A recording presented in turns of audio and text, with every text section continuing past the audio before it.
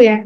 Yang tahu pada fotosintesis itu biasanya dinyatakan sebagai energi yang akan disimpan dalam makanan gitu ya.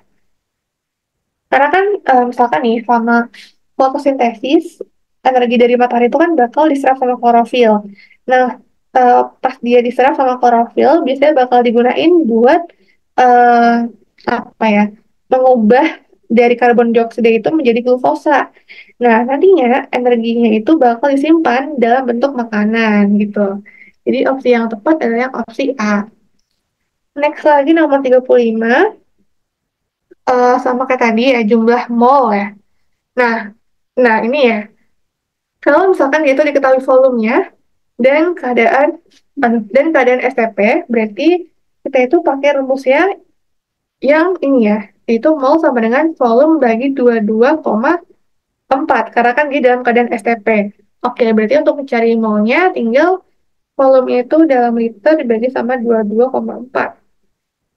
Itu 2,232. Oke, yang B jawabannya.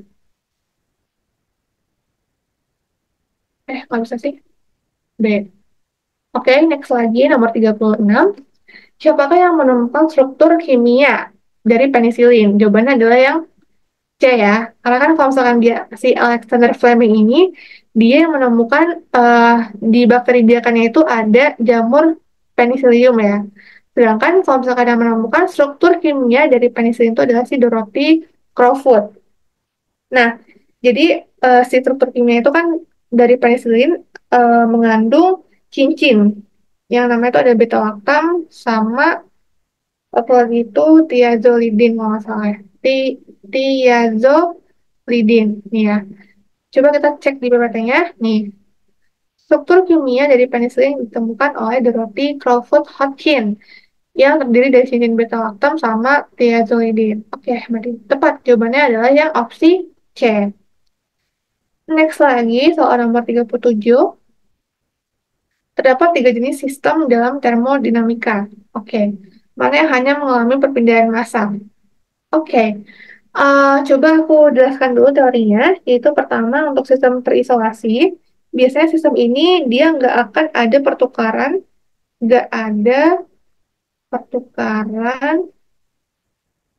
dari energi atau dari massanya, gitu ya. Kemudian untuk yang tertutup, biasanya tuh yang bertukarnya itu eh yang pertukaran itu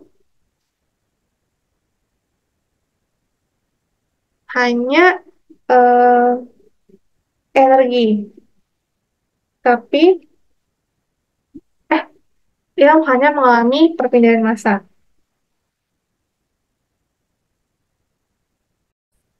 Oke, mungkin tadi ada sedikit ralat ya di soalnya. Harusnya itu dia yang hanya mengalami perpindahan energi doang.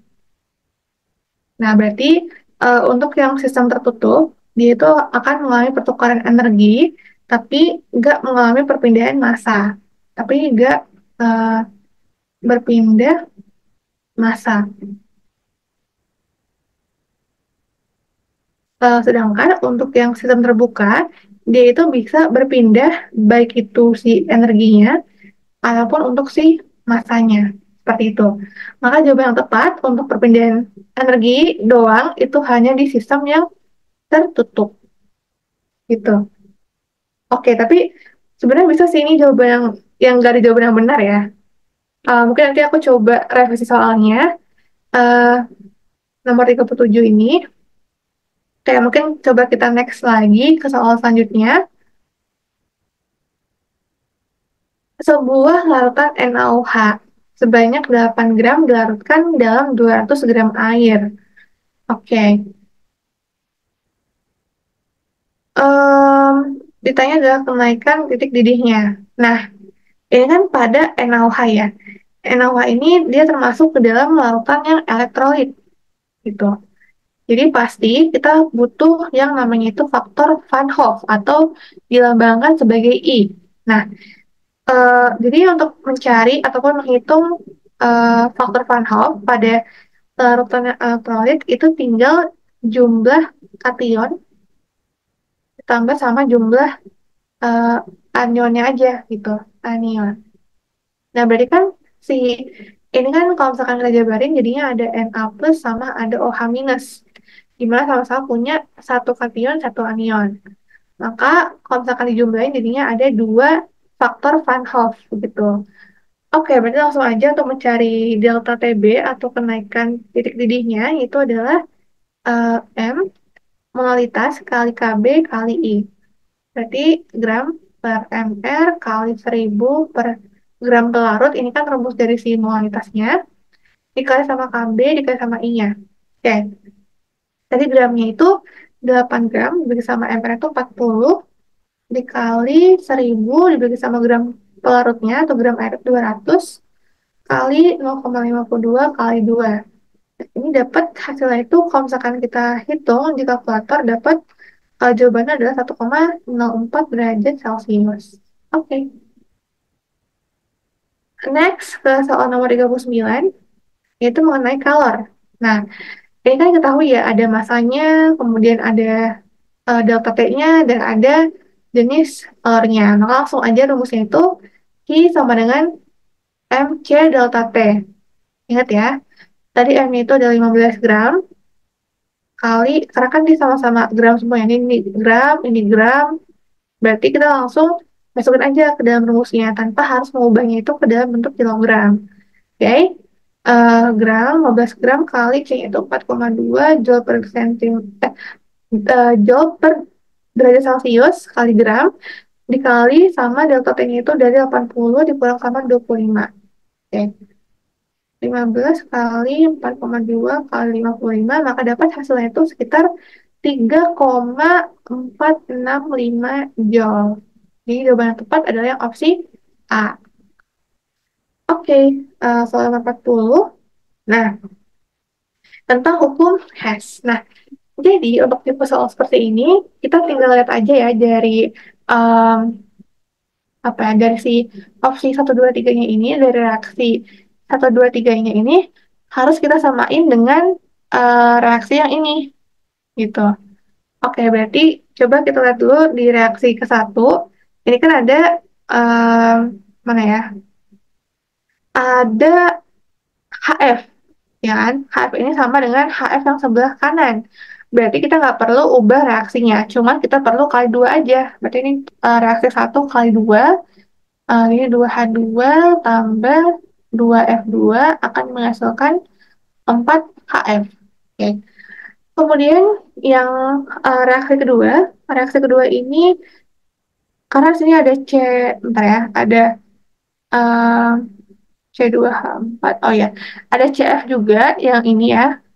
Maka karena dia itu sama-sama di ruas kanan, kita nggak usah ubah reaksinya, kita nggak usah balikin reaksinya, cuman kita perlu kali 2 agar sama dengan si reaksi yang ini.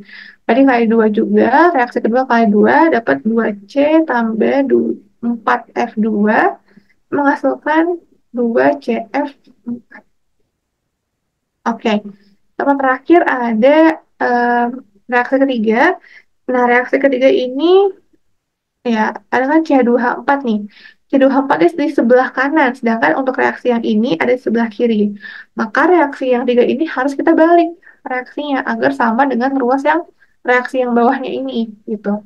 Jadinya C2H4 menghasilkan 2C tambah 2H2. Oke, ini jumlahin semua. Yang sama tuh coret ya. Ini ada, bentar. Tadi mana ya? Kali 2. Oh ya, ini ada ini tambah ini, terus ada yang sama itu, ada nggak sih yang sama? Em, C, C, oh ini sama ya, 2C sama 2C. Nah, coba kita jumlahin ya. Ada, oh ya, ini juga 2H sama 2. H2 itu sama, tinggal coret aja. Pokoknya kalau misalkan ada reaksi yang sama, di ruas yang berbeda, itu tinggal kita coret. Karena kan nanti pas dikurangi, ataupun ditambah, dia bakal habis ya. Oke, ini ditambah jadinya C2H4 tambah 4 tambah 2 itu 6F2 menghasilkan 2CF4 tambah 4HF. Oke, Nah, maka tadi kan kalau misalkan kita lihat nih dari ininya, yang awalnya kali 2 jadi minus 2A tambah 2 kali B, 2B dibalik, maka jadinya positif plus C. Maka jawaban yang tepat adalah yang mana nih? Minus 2A tambah 2B eh, tambah C. Oke, yang ini. Oke, mungkin itu dulu untuk pembahasan terkait pilihan ganda pada soal tryout kimia hari ini. Mungkin nanti untuk soal esai dan juga apa namanya isi apa sih yang awal tuh BST bakal aku bahas di next video atau mungkin nanti bakal digabung juga di satu video yang sama yang ini. Oke, mungkin sekian. Oke, coba sekarang kita next dulu untuk soal esai pada pembahasan tryout UTS kimia pivot. Oke, jadi langsung aja pembahasannya. Untuk soal pertama adalah buatlah gambar struktur dari NH3 dan apakah dari molekul NH3 itu bersifat polar ataupun non-polar dan jelaskan alasannya. Oke, ini NH3 tadi ya. NH3 itu dia terdiri dari dua atom, yaitu ada atom N sama ada atom H. Nah, atom N ini dia berperan sebagai atom pusat karena kan dia nggak mengikat indeks apapun, sedangkan untuk H ini dia ada indeksnya itu sebanyak 3. Oke. Nah, si N ini dia punya eh ah si N ini sebagai golongan 5A pasti dia akan mempunyai 5 elektron valensi ataupun punya 5 titik Lewis.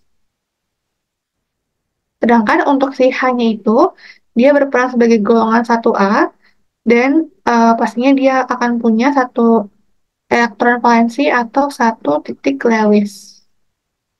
Dan dia mengikat 3, eh, atau punya indeksnya itu 3, gitu ya. Oke, kita langsung aja gambarkan. Ada N sebagai atom pusatnya, punya 5 titik Lewis. Itu 1, 2, 3, 4, 5. Oke, kemudian ada H, hanya itu 3, berarti kan kita bikin nih. Ada 1, hanya ada 2, sama ada 3. Oke, nah ini adalah gambar struktur Lewis dari NH3. Nah, kemudian apakah si NH3 itu merupakan senyawa polar atau non-polar? Nah, udah pasti ya, karena kan dia punya PMB, udah pasti dia termasuk ke dalam senyawa yang polar. Ingat, kalau misalkan dia polar, pasti dia punya PMB. Kemudian yang kedua, adanya perbedaan ke elektronegatifan atau perbedaan elektronegativitas, di mana keelektronegatifan dari N-nya itu pasti lebih besar daripada si H. Karena N-nya itu dari golongan 5A, sedangkan H-nya itu dari golongan 1A. Gitu. Oke, berikutnya, ini udah ya soal nomor 1. Sekarang soal nomor 2. Nah, diketahui ada 15 gram dari natrium bereaksi dengan 30 gram klorin untuk membentuk suatu NaCl. Nah, ini ada reaksinya. Ditanya itu berapa banyak Cl2 yang tersisa. Oke. Nah, untuk soal stoikiometri seperti ini, kita coba dulu ya. Pertama, tadi ya, untuk apa namanya, cara caranya, yang pertama itu kita tentuin dulu nih reaksinya. Pertama reaksinya itu apakah sudah setara atau belum. Ya. Karena yang dua-dua, ruas kiri ruas kanannya, Cl 2 juga. Oke, berarti ini udah setara. Kemudian setelah udah setara, coba kita cari masing-masing mol dari si Na sama si Cl-nya. Berarti cari mol dari Na, yaitu gram si Na-nya dibagi sama mR-nya. Gram itu 15 gram, dibagi sama MR dari MR atau AR dari si Na itu 23. Maka dapat hasilnya tuh 0,652 mol. Oke. Kemudian untuk mol dari klorin itu sebesar gram per AR atau per mR, sama aja sih. Tadi gramnya itu 30 gram dibagi sama AR dari Cl 35,5. Dapat hasil tuh 0,845. Oh ya, sebentar ya, aku coba cas dulu karena bateraiku sudah mau habis. Aku pause dulu ya. Oke, kita lanjutkan lagi. Tadi setelah kita sudah menemukan masing-masing molnya, kemudian kita coba cari mana yang merupakan reaksi pembatas dengan menentukan mana yang punya SJP terkecil. Nah, ingat ya, untuk rumus dari SJP itu adalah mol per koefisien, di mana SJP dari Na, yaitu mol per koefisiennya, adalah 0, tadi kan molnya itu 652 ya. 652 dibagi sama koefisien dari Na itu udah di 2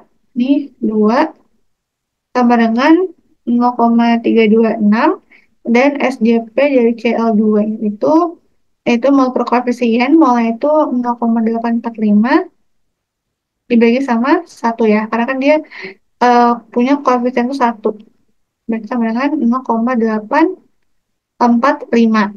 Nah, antara ini sama ini berarti yang punya SJP terkecil itu adalah si Na. Nah, Na inilah yang akan berperan sebagai pereaksi pembatas atau dia akan habis bereaksi terlebih dahulu. Oke, berarti coba kita bikin tadi reaksinya itu kan antara 2Na tambah Cl2 menghasilkan 2NaCl. Nah, tadi Na-nya itu 0,652 sama 0,845. Nah, tadi karena itu yang menjadi reaksi pembatasnya, maka dia akan habis terlebih dahulu. Ya, dia habis. Kemudian yang si Cl itu kita bikin eh, persamaan reaksinya itu 1, ya kan, 1/2 dikali sama 0,652. Berapa nih hasilnya ini? Sama dengan 0,326 ya. 0,652, 1/2, 0,326. Oke, berarti sisa mocelnya itu adalah 0,845 dikurang sama 0,3 eh, 0,326 ya. Oke, dari sini dapat hasilnya itu ntar, 0,845 dikurang 0,326, dapat hasilnya itu sebesar 0,519. Oke, ini baru mol dari si Cl2-nya, sedangkan yang ditanyakan adalah berapa banyak Cl2-nya, atau dalam bentuk gram ya. Oke, berarti berarti nanti kita cari nih gram dari si Cl-nya. Menggunakan rumus gram sama dengan, atau bikin deh lagi nih. N sama dengan gram per mr, berarti gram sama dengan N kali mr. Itu N-nya adalah 0,519 dikali 35,5 AR tadi ya, ARCL itu. Oke, coba hitung dulu. Um, 0,326,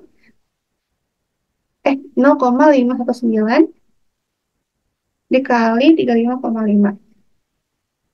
Dapat hasilnya itu 18,42. Oke. Nah, ini jawaban dari nomor 2. Oke. Selanjutnya nomor 3 ya. Nomor 3, soalnya, oh ya, soal di bawah ternyata. Sebanyak 4,5 liter gas diketahui mengandung 1,2 mol partikel.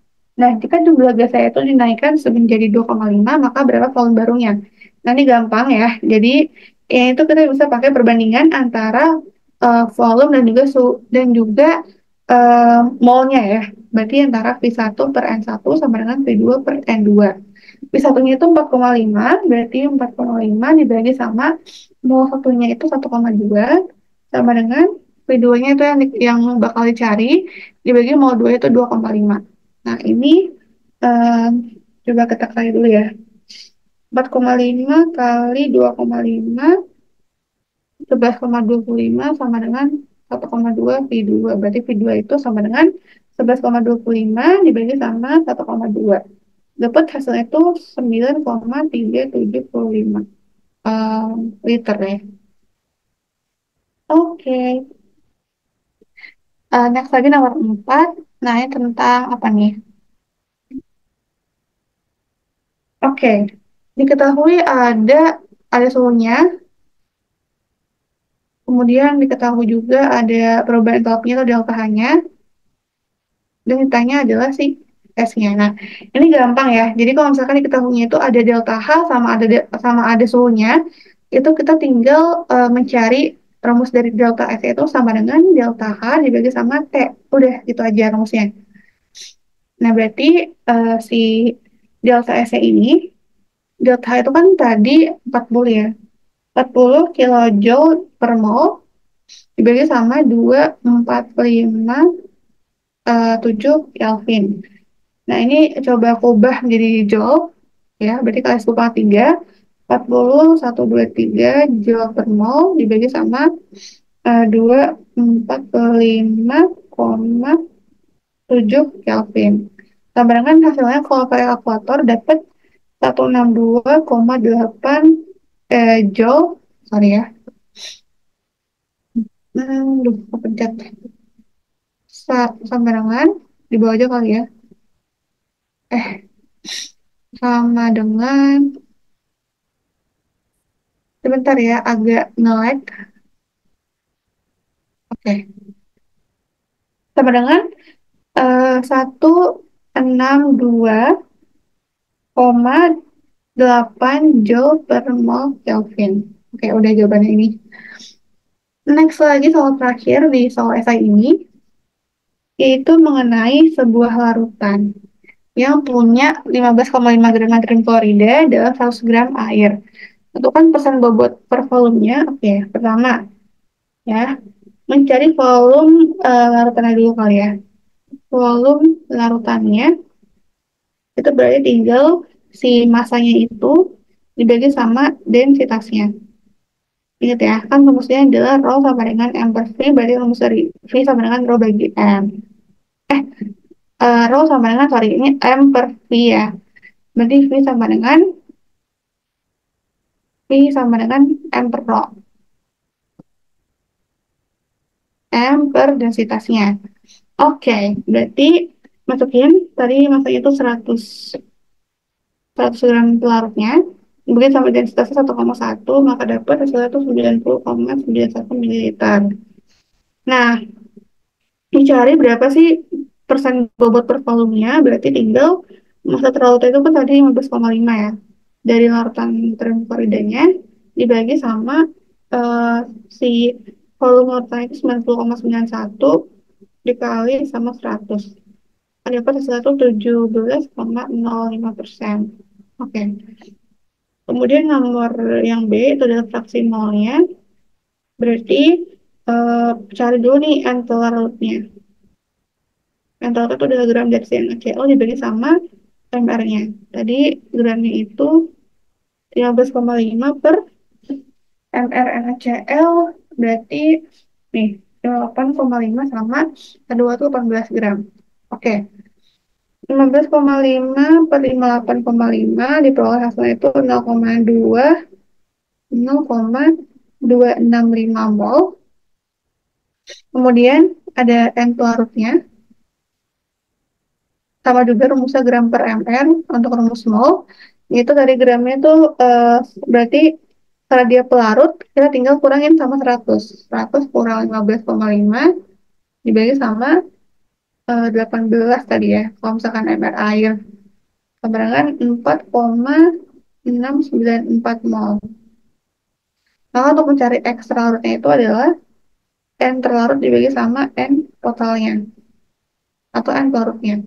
Iya, totalnya ya, bukan pelarutnya ya.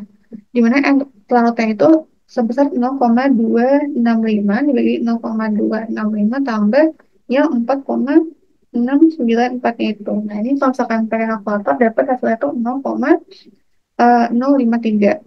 Oke.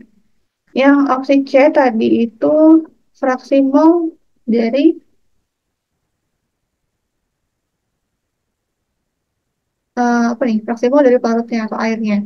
Oke, sama ya. Tadi berarti rumusnya itu berarti untuk si X larutnya Nah, kebalikannya, berarti N port dulu yang sebagai pembilangnya dibagi sama N totalnya. Kepencet.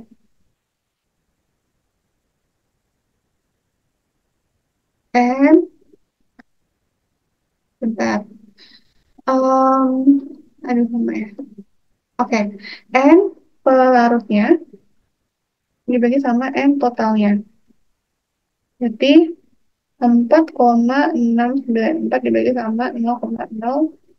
Sorry, salah. Salah masukin aku. N-nya itu berarti dari pelarut tambah sama zat pelarutnya ya. Oke, coba bentar ya guys, agak nge-lag, mohon maaf.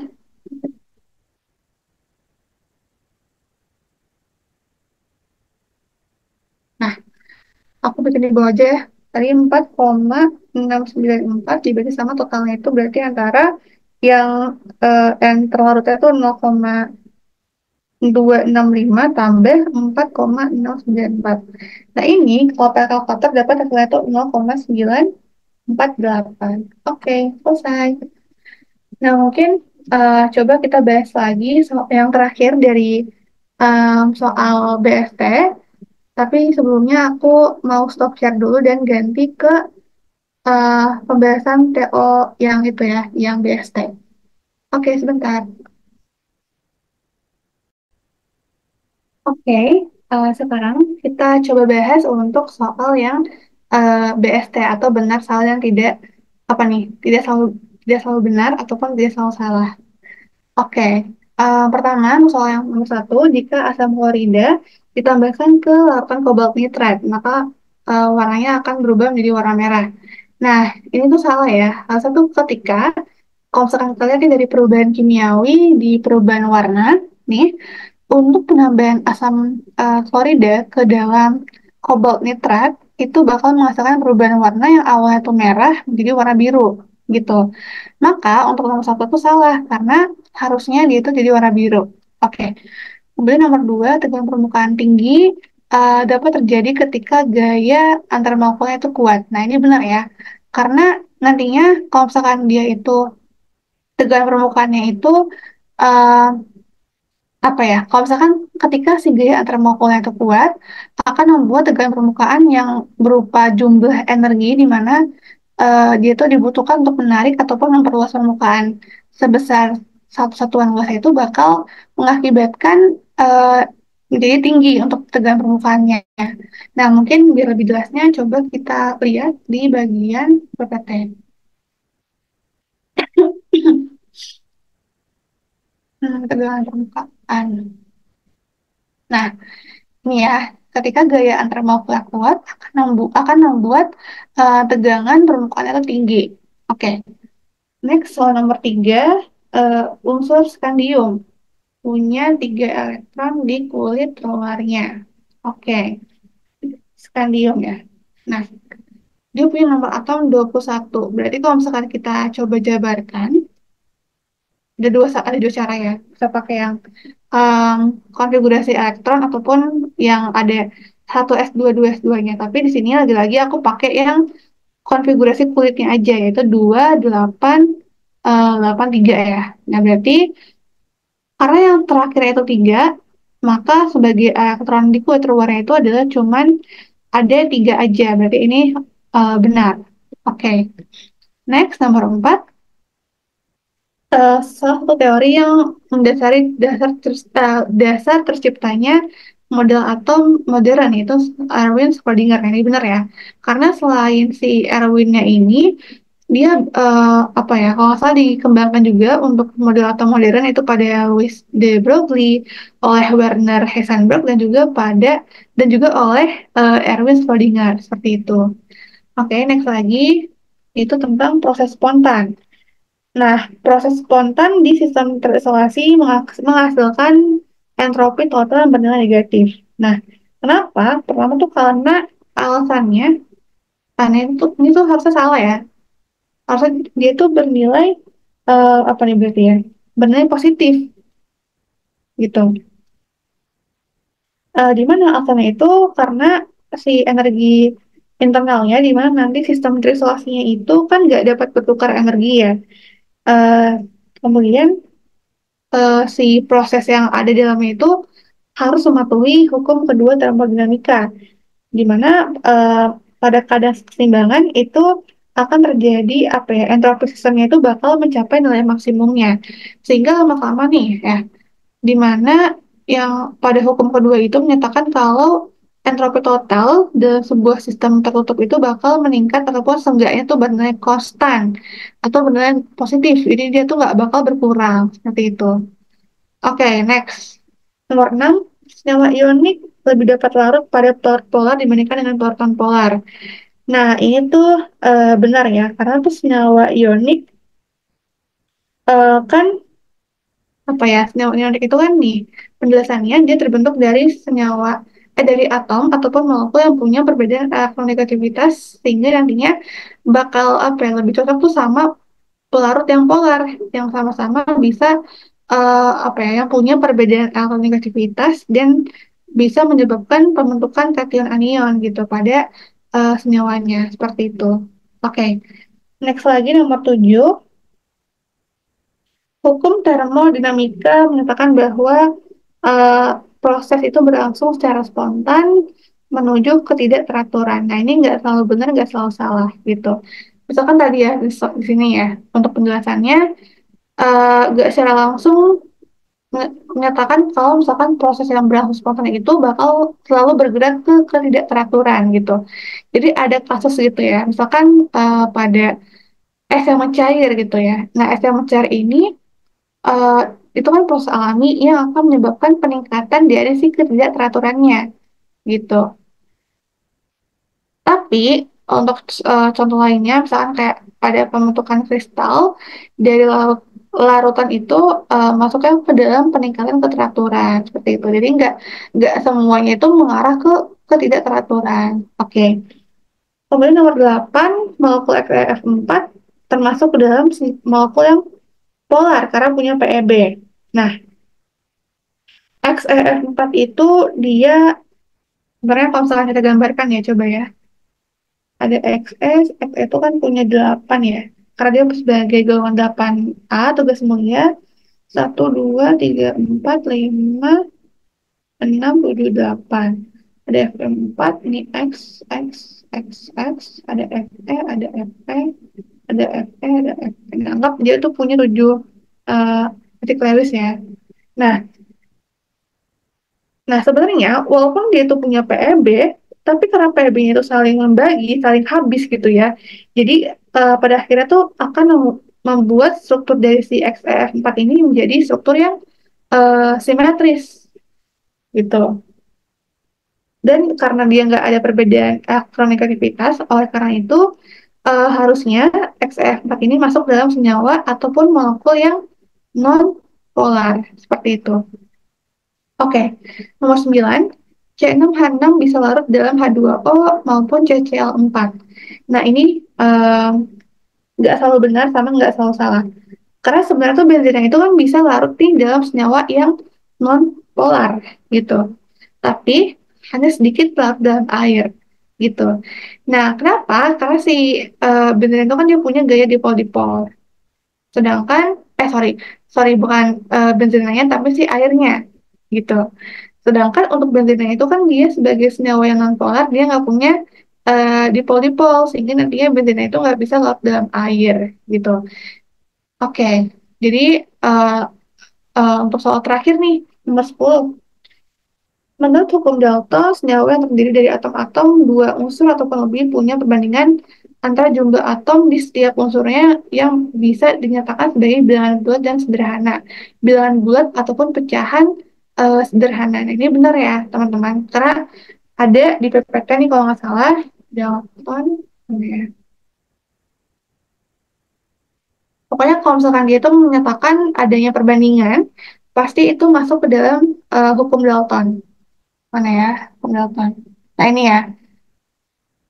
Jumlah atom dari setiap dua unsur yang ada bisa merupakan bilangan bulat dan pecah sederhana. Nah, itu disebutnya sebagai hukum perbandingan berganda atau hukum Dalton.